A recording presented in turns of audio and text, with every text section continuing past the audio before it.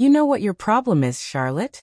My husband Troy said, his voice dripping with disgust as he looked me up and down like I was something rotten. You don't even try to be attractive anymore. Look at you. I stood there in my kitchen, wearing the apron I'd had on while preparing his favorite dinner, and felt every word slice through me like a blade. I see women half your age at my gym who turn heads wherever they go. They put effort into themselves. They care about how they look. He shook his head with pure contempt. Meanwhile, I come home to this. The way he said this, like I was garbage he was stuck taking out. After 18 years of marriage, after being the perfect wife to this man, I had become nothing more than an embarrassment to him.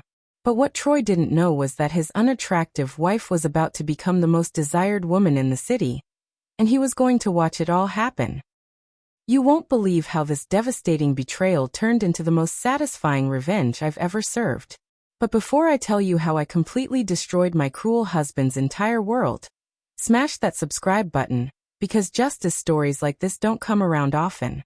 Now let me tell you exactly how his words changed everything. My name is Charlotte, and until that moment in my kitchen, I thought I was living the American dream. I was married to my college sweetheart, Troy, who had built what he called a successful consulting firm. We lived in a beautiful 4-bedroom colonial in the best neighborhood, and I had devoted every fiber of my being to being the perfect wife. But I wasn't just any housewife. I was the kind who made other wives feel inadequate. I hosted elegant dinner parties that became legendary in our social circle. Not simple get-togethers, but full productions with handwritten invitations, coordinated table settings, and 5-course meals that would make restaurant chefs weep. Just last month, I had organized our neighborhood's annual charity auction, single-handedly raising $67,000 for the Children's Hospital. I'd called in favors, designed the marketing materials, and even convinced the mayor to attend. The local newspaper called it the most successful community fundraiser in the city's history. Charlotte makes everything look effortless. Our friend Bethany had gushed to Troy that night. You're so lucky to have someone who can do it all. And Troy had smiled and nodded, accepting the praise like he had personally trained me to be this perfect. But here's what made me truly special. What Troy had apparently forgotten in his rush to insult me. I wasn't just playing house. Before marriage, I had been Charlotte Bennett, a marketing executive who had helped launch 3 major brands that you definitely know. I had a master's degree from Northwestern and could read people, markets, and situations like others read children's books. I had given up that career when Troy said we should focus on building our life together. He'd convinced me that 2 demanding careers would strain our marriage, that I could always go back to work later. 18 years later had apparently become never in his mind. But those skills, the strategic thinking, the ability to build brands from nothing, the talent for reading what people really wanted, none of that had gone anywhere. It had just been dormant, waiting. Have you ever had someone completely dismiss your worth after you've given them everything? Let me know in the comments, because what happened next will make your blood boil. The worst part wasn't even the words themselves. It was the timing. I had spent that entire day preparing for one of our dinner parties. I'd been to 3 different specialty stores to get the perfect ingredients for the bouillabaisse he'd requested. I'd hand-pressed his favorite shirt and laid out his lucky cufflinks. I'd even gotten my hair done that morning at the salon he'd suggested. All day, I'd been excited to surprise him with how beautiful I'd made our home, how perfect everything would be for his business contacts. And his response to seeing me in my apron, flushed and happy from cooking for him? You don't even try to be attractive anymore. But Troy was about to cross a line that would cost him everything he thought he'd built. Let me paint you the full picture of that moment, because it's important you understand exactly how deliberate his cruelty was. I had been standing at our kitchen island, the beautiful marble one we'd picked out together when we renovated 3 years ago. I was wearing a dress I'd chosen specifically because Troy had once said it was his favorite color on me. Navy blue, fitted but elegant, with a delicate pearl necklace his mother had given me for our anniversary. The apron was just to protect the dress while I cooked. Underneath, I was dressed for company. Troy walked in, still in his business suit, but his tie was loosened in that way that usually meant he'd had a good day. I smiled and turned toward him, excited to tell him about the special dessert I'd prepared. A chocolate soufflé that had taken me 3 attempts to perfect. How was your day? I asked the way I had thousands of times before. He didn't answer. Instead, he looked me up and down with an expression I'd never seen before. Not disappointment, that would have been painful enough. This was revulsion. You know what your problem is, Charlotte? The words came out slow and deliberate, like he'd been thinking about this for a while. You don't even try to be attractive anymore. I actually laughed at first, thinking he was joking. What do you mean? I just got my hair done this morning, and I'm wearing dash. Look at you. He interrupted, gesturing at me like I was some kind of exhibit. Same old conservative dresses, same boring hairstyle, same predictable jewelry. Do you know what the women at my gym look like? My heart started pounding. Troy, what are you talking about? I'm talking about effort, Charlotte. I'm talking about caring about your appearance. These women, they're in their 20s, 30s, they know how to dress, how to move, how to make a man notice them. They wear clothes that actually flatter their bodies. They style their hair in ways that are modern and sexy. Each word was a knife. But he wasn't done. When we go out together, I see other men with their wives and girlfriends, and these women look alive, vibrant, like they haven't given up. He shook his head with what looked like genuine disappointment.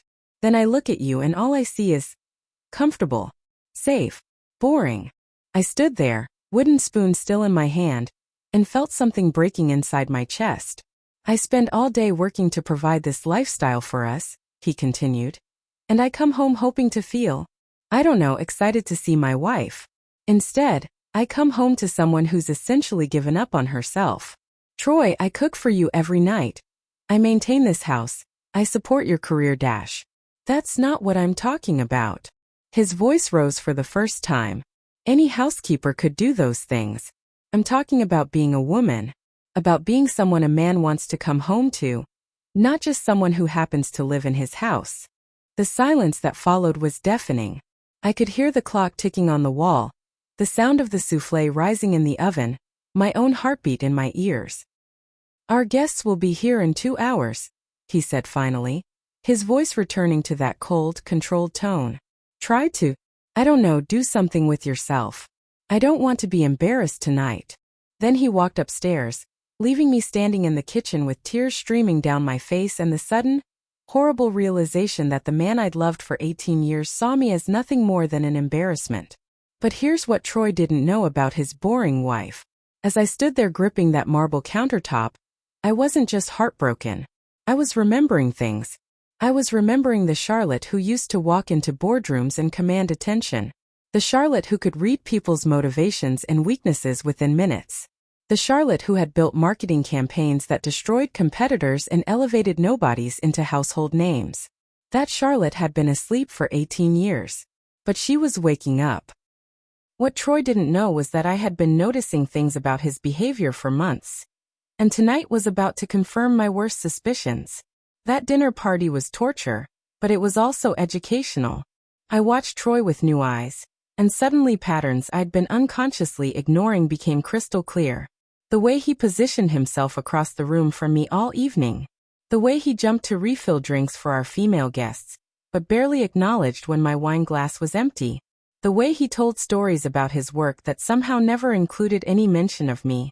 Despite the fact that I'd helped him prepare for most of those client meetings.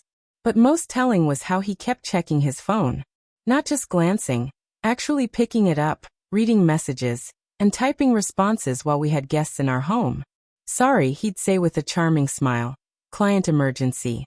You know how it is. Except I did know how it was. Troy's actual clients knew better than to contact him during evening hours unless it was a genuine crisis. And genuine crises didn't typically require multiple text exchanges that made him smile. After our guests left, and they did leave earlier than usual, possibly sensing the tension, Troy went upstairs claiming he needed to wrap up some work emails. He took his phone with him. That's when I did something I'd never done in 18 years of marriage. I went to his home office and opened his laptop. Troy had always been careless about digital security, probably because he'd never imagined his boring wife would think to look. His password was still our wedding anniversary. The irony wasn't lost on me. What I found in his browser history made me physically sick. Not just one dating app, but 3. His profiles were active, recent, and detailed. But it wasn't just that he was looking for affairs, it was how he described himself in his situation. Recently separated marketing executive, looking for someone who appreciates the finer things in life. Read one profile. My ex-wife let herself go years ago, so I'm ready to find someone who actually cares about staying attractive. Recently separated. Ex-wife. The man was living a complete fantasy. But wait, there's more that made it even worse. I found months of messages. Not just with one woman but with dozens. All young, all attractive, all receiving the same rehearsed lines about how unhappy he was in his marriage to someone who had given up on herself. She used to be beautiful, he'd written to a 26-year-old named Brittany. But she's gotten so comfortable that she's forgotten what it means to be attractive to a man. I need someone who understands that relationship takes effort from both people. To another woman, I feel like I'm married to my grandmother. Same clothes, same hair, same boring routine every day. I miss being with someone who makes an effort. The lies were breathtaking in their completeness. According to these messages, I was not only unattractive but also demanding, high maintenance, and financially dependent. He painted himself as the long-suffering husband of a woman who had trapped him into marriage. But the evidence went beyond just messages. I found receipts that told the story of a man living a double life. Expensive dinners at restaurants he'd never taken me to, places I'd mentioned wanting to try but that he'd always dismissed as too trendy or overpriced. A weekend getaway to Napa Valley last month when he'd told me he was at a business conference in Chicago. Hotel charges for rooms that were definitely not single occupancy. Most damaging of all, recurring monthly charges to something called Elite Executive Suites, a luxury apartment rental service that catered to businessmen who needed temporary accommodations for client entertainment. What would you have done at this point? Justice or mercy? Comment below, because I was just getting started. My marketing background kicked in like muscle memory. Instead of confronting him immediately, I started building a case. Screenshots of everything, organized by date and type of evidence. I opened a cloud storage account he didn't know about and uploaded it all. Then I did something that proved those old skills were sharper than ever. I hired a private investigator. Not just any PI. I researched and found Paulson Investigative Services, the firm that specialized in high-net-worth divorces. The kind of people who knew how to gather evidence that would hold up in court. Mrs. Charlotte, Paulson himself called me back within an hour. I've reviewed the preliminary information you sent. This is a substantial case, and I can have preliminary findings within 2 weeks. How substantial? I asked. Well, ma'am, if your husband is doing what you suspect he's doing, we're not just talking about infidelity. We're talking about potential fraud, misuse of marital assets, and what my attorney contacts would call financial misconduct in a divorce proceeding. Within 10 days, Paulson had photos, not just of Troy with other women, but documentation of an entire secret life. The Elite Executive Suite wasn't just for entertaining clients. It was a luxury apartment where Troy had been taking his dates. But the most damaging evidence was financial. Paulson had traced credit card payments, cash withdrawals, and even discovered that Troy had opened a separate business account that I wasn't listed on, technically legal since it was tied to his LLC, but ethically questionable since marital assets had been used to fund it.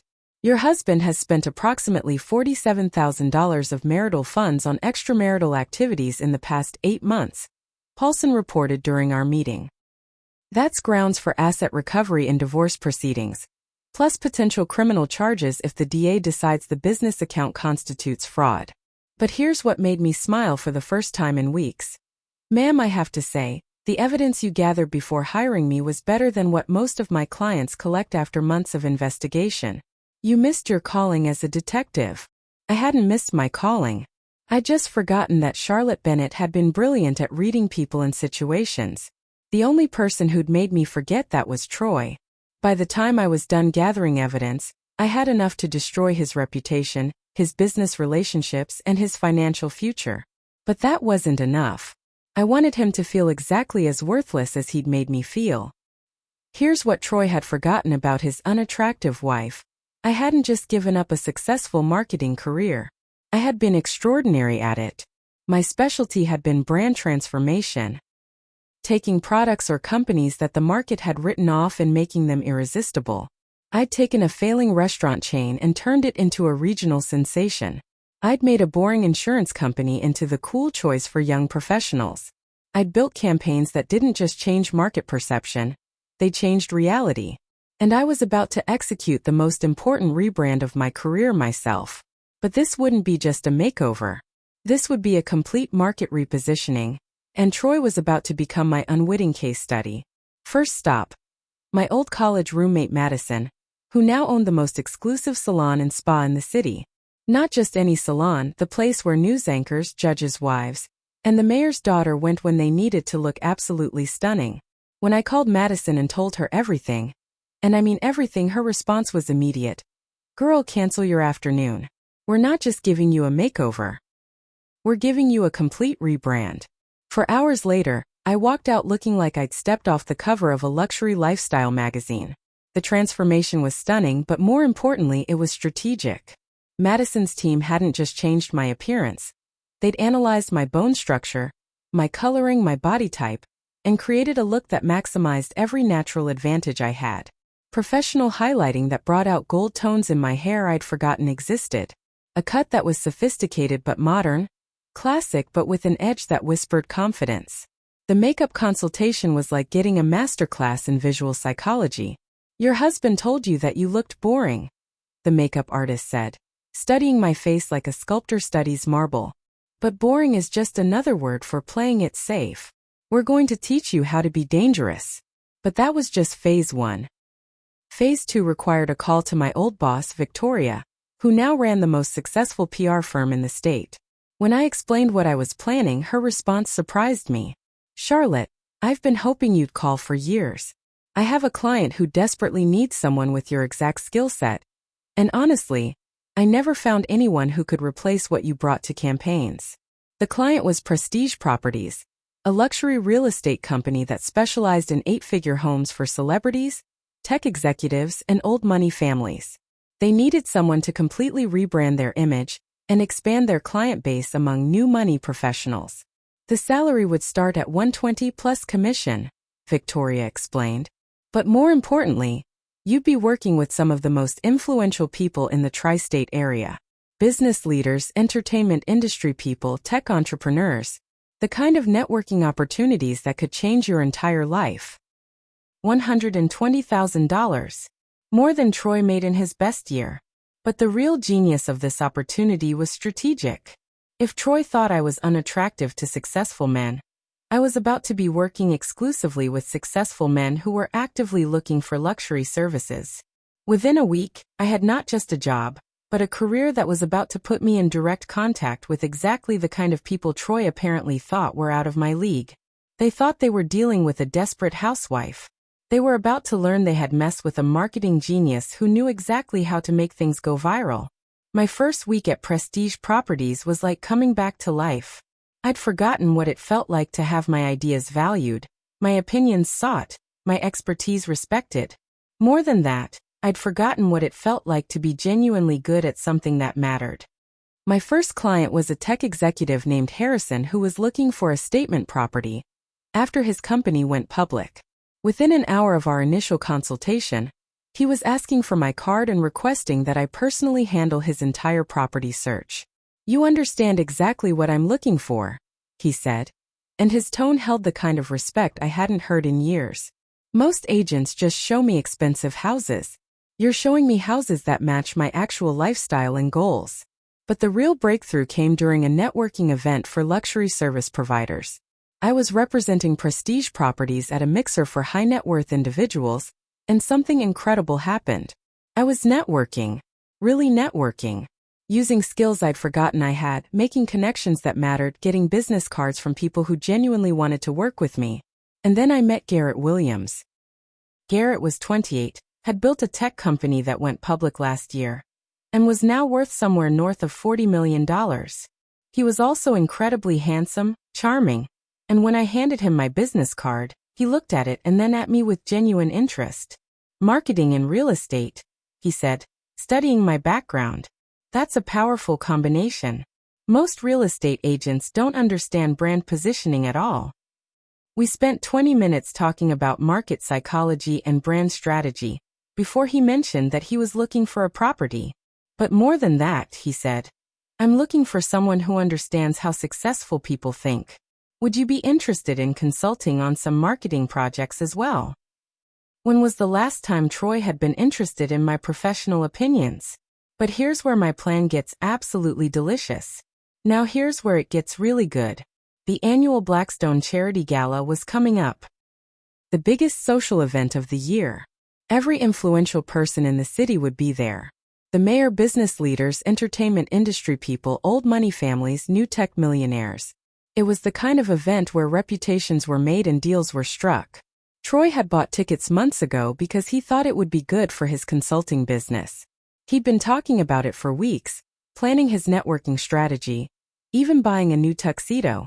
What Troy didn't know was that Garrett had also bought a table. And when he discovered I'd never been to the Blackstone Gala, he'd asked me to be his date. Wait, you might be thinking, wouldn't that be crossing a line? Here's the thing, 2 weeks earlier I'd filed for divorce. Troy just didn't know it yet. You won't believe what happened next. The night of the Blackstone Gala, I told Troy I was feeling sick and wouldn't be able to go. He was annoyed but not surprised. In his mind, I was the kind of boring wife who would probably feel out of place at such an elegant event anyway. Just rest up, he said, adjusting his new cufflinks in the mirror. I'll represent us both tonight. Represent us both. Like I was some kind of liability he needed to manage. He left at 7, looking handsome in his new tuxedo and probably planning to tell people his wife was under the weather. A convenient excuse for why he was there alone and available to charm whatever attractive women might be interested in a successful consultant. What Troy didn't know was that I was already getting ready. The dress I'd chosen wasn't just beautiful, it was strategic. Designed by someone whose name Troy would definitely recognize, in a color that photographed beautifully, with a cut that was elegant but impossible to ignore. Madison's styling team had come to my house to do my hair and makeup, ensuring that every detail was absolutely perfect. I looked in the mirror before leaving and saw someone I hadn't seen in 18 years. Charlotte Bennett, the woman who could walk into any room and command attention through sheer presence and competence. I arrived at the Blackstone Hotel an hour after Troy, looking absolutely stunning and feeling more confident than I had since my wedding day. Garrett was waiting for me in the lobby, and his reaction was everything I could have hoped for. Charlotte, he said, his eyes lighting up in a way that made my heart skip. You look absolutely incredible. Not just attractive. Incredible. We spent the cocktail hour mingling with city leaders, business executives, and social influencers. Everywhere we went, people wanted to meet the brilliant marketing executive who was transforming luxury real estate. Everyone was curious about how Garrett had gotten so lucky. That's when I saw Troy across the room. He was talking to a group of men I recognized from previous events, probably trying to drum up business for his consulting firm.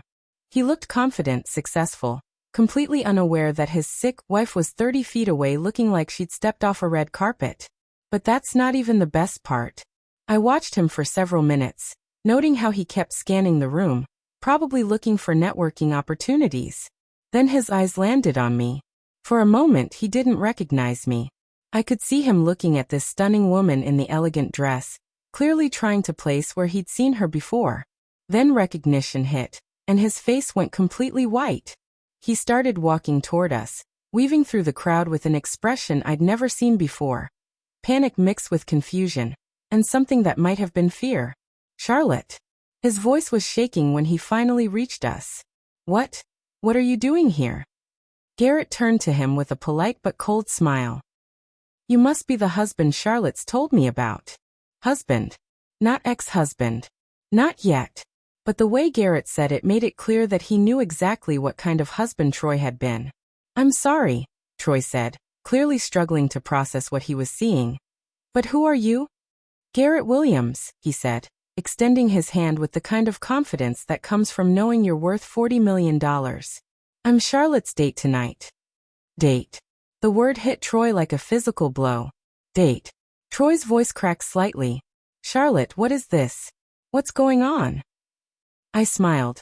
The same calm, professional smile I'd perfected in boardrooms. Troy, I'd like you to meet Garrett Williams. Garrett, this is my husband Troy. We're in the middle of divorce proceedings. The look on Troy's face was priceless. Confusion, panic, and dawning realization all at once. Divorce, he stammered. Charlotte, we need to talk. Privately. Actually, Garrett said, his arm tightening protectively around my waist. Charlotte and I were just heading to the VIP reception. But it was interesting meeting you. As we walked away, I could hear Troy calling my name, but I didn't turn around. For the first time in 18 years, Troy's voice had no power over me. The VIP reception was like entering a different world. These weren't just wealthy people.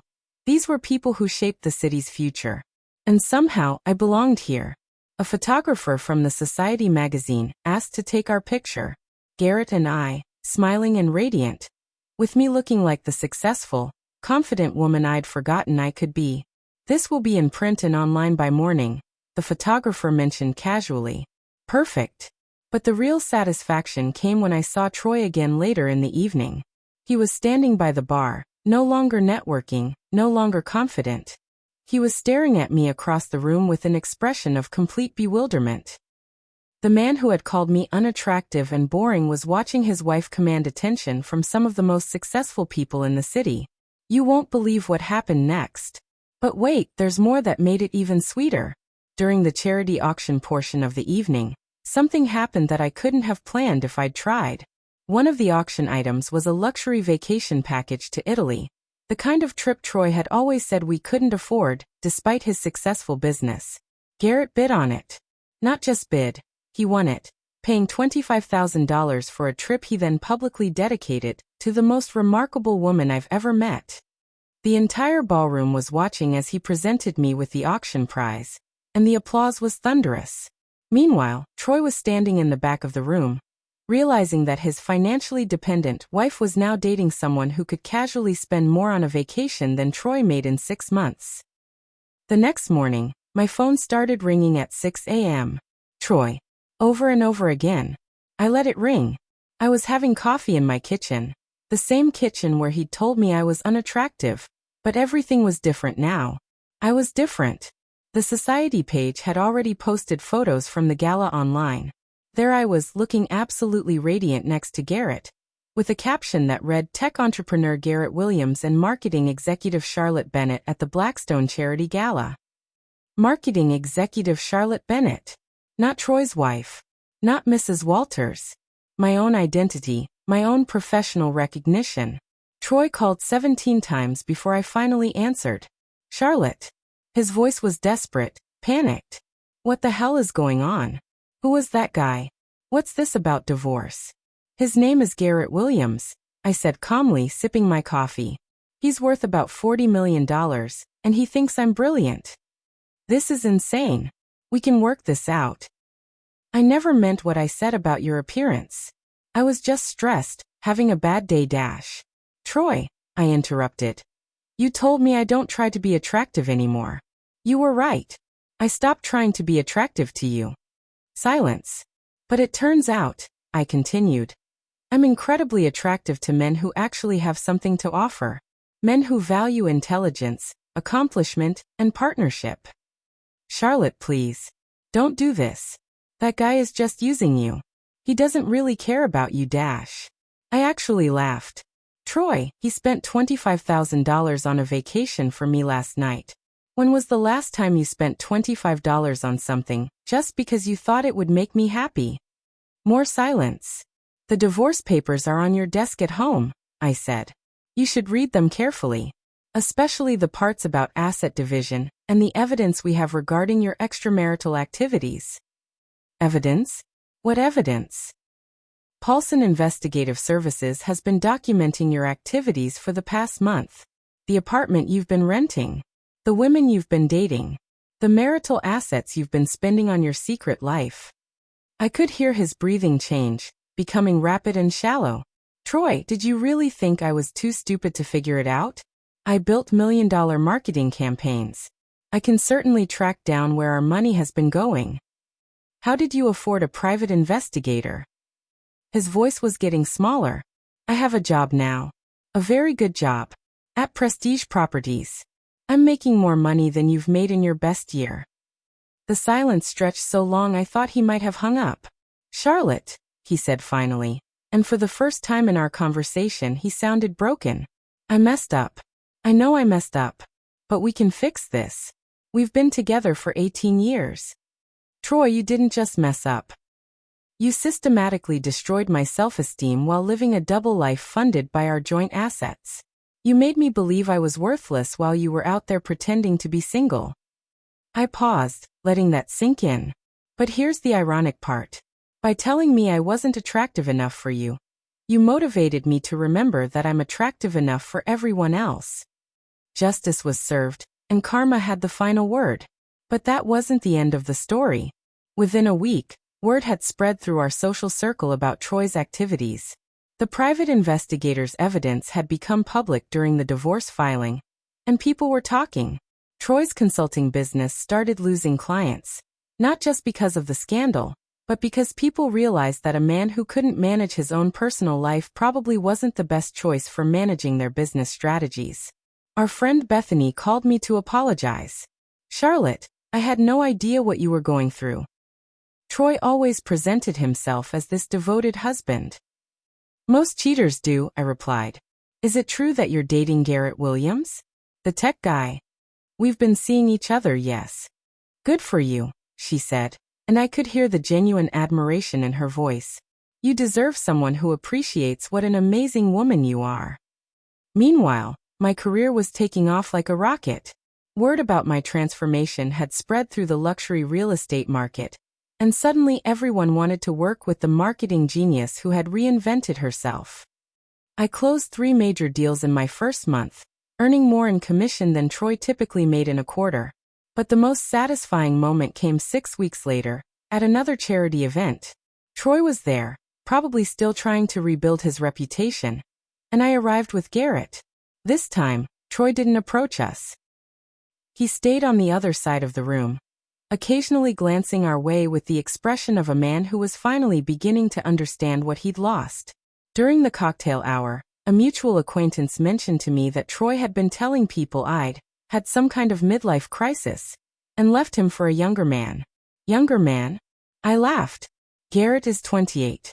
He's successful, accomplished, and treats me like an equal partner. If that's a midlife crisis, then every woman should have one. 6 months later, the divorce was finalized with terms that were extremely favorable to me. Troy's financial misconduct had been thoroughly documented, and the judge was not sympathetic to a man who had spent nearly $50,000 of marital assets on extramarital affairs. I got the house, my fair share of retirement accounts, and substantial alimony. Troy got his girlfriend drama. Because yes, it turned out he'd been dating multiple women simultaneously, and when they found out about each other, his personal life became even more complicated. His consulting business never recovered. Clients don't trust advisors who make such spectacularly poor personal decisions. Meanwhile, I'm thriving. My real estate career has made me financially independent beyond anything I'd imagined. Garrett and I are still together, and he proposed last month with a ring that's worth more than Troy's car. But more importantly, I'm happy. Genuinely, authentically happy in a way I'd forgotten was possible. The woman Troy dismissed as letting herself go is now featured in business magazines as one of the city's most successful career comebacks. I'm invited to speak at women's professional organizations about reinventing yourself after setbacks. And yes, I still get attention from men. Lots of attention. From successful, intelligent men who appreciate what Troy was too foolish to value. If you enjoyed seeing a cruel husband get exactly what he deserved, you'll love my next story about the mother-in-law who tried to steal my inheritance and ended up losing her own house in the process. What's the most satisfying revenge you've ever seen? Share in the comments. I read every single one. And don't forget to hit that subscribe button because karma stories like this don't come around often. Remember, never let anyone convince you that you're not enough. Sometimes the problem isn't that you're not attractive. It's that you're attractive to the wrong person. If this story got you thinking, go ahead and hit that like button. Don't forget to subscribe for more real stories that hit deep, and tap the bell so you don't miss what's coming next. And hey, if you know someone who needs to hear this one, share it with them. Thanks for watching.